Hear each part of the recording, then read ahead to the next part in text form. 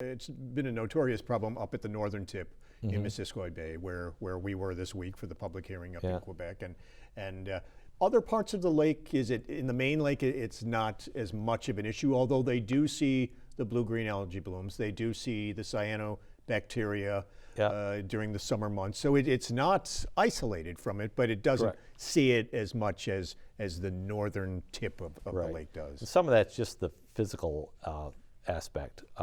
In the summer, predominant wind directions out of the southwest or south. So cyanobacteria these organisms can move vertically in the water column. They tend to move up where the most of the light is and nutrients, and then a south wind is going to carry organisms to the north. So Missisquoi Bay, St. Albans, Pointe-aux-Roches, these are the areas that will capture stuff that's moving north. And some of these places are pretty shallow, well mixed, a lot of nutrients. That certainly adds to the problem. And if you think about places that really get headlines like the Western Basin of Lake Erie, a lot of nutrients, fairly shallow. Sunlight really can heat things up pretty quickly. Those are the areas that you're going to see these problems the first, or to the greatest extent. And at these conferences, you hear about other parts. The Great Lakes have the issue as well, and other parts of the country as well. Yeah, Lake Erie continues to receive a lot of attention by a lot of agencies because of the size of the problem, the number of people that are impacted. But yeah, it's not confined to Lake Erie or Lake Champlain. We've heard problems in the Finger Lakes. There's problems worldwide. Canadian Prairie Lakes, northern Canadian lakes that have never had cyanobacteria blooms. We're seeing cyanobacteria blooms. I learned about that at a June conference, the International Association of Great Lakes Researchers. Lakes way to the north that, are typically ice covered for a big chunk of the year. You can find cyanobacteria blooms up there now in some cases.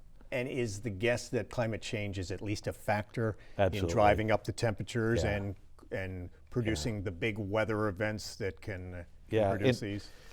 There's certainly literature to show that cyanobacteria, there's a temperature threshold effect, where kind of a trigger. You get to a certain point, you push 30 degrees Celsius, the productivity just takes off in these systems. And you throw in the sunlight, you can see impacts in a hurry. So in a warmer world, we would expect to see more cyanobacteria blooms, and in fact, we are seeing more cyanobacteria blooms. And as we talk about climate change and the impact it's having on Lake Champlain overall, raising the temperature, there's the threat of increased flooding and more severe weather events. A lot more questions than answers there. One of the things we know is going to happen is, the lake stratifies in the summer. The warm, less dense water sits on top of the cold, deep water. Well, you absolutely know that stratification is going to take place earlier in the year, and it's going to persist longer into the fall than it would have previously. So we know that's going to happen. We don't know what that means yet. In some cases, there's a finite amount of oxygen in those deep cold layers that's got to last all summer long. Well, will it last all summer long? Remains to be seen. In some cases, yes. Some cases, no. And what does that mean to walleye, to northern pike, to lake trout, to bass? Stay tuned. I don't think that we're in any danger in my lifetime or my kids' lifetime of the lake not stratifying, but it's going to be a much different lake in 3-4 decades. So that stratification is going to be different, and you talked about the impact of severe storms. We're going to get changes in the tributaries. When does that water come in? How fast does it come in? Is it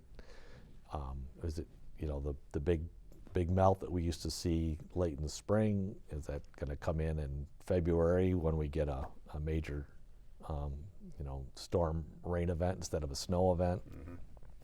Those changes are going to occur. What does that mean to the biology? We could speculate all day long, but not a lot of answers yet.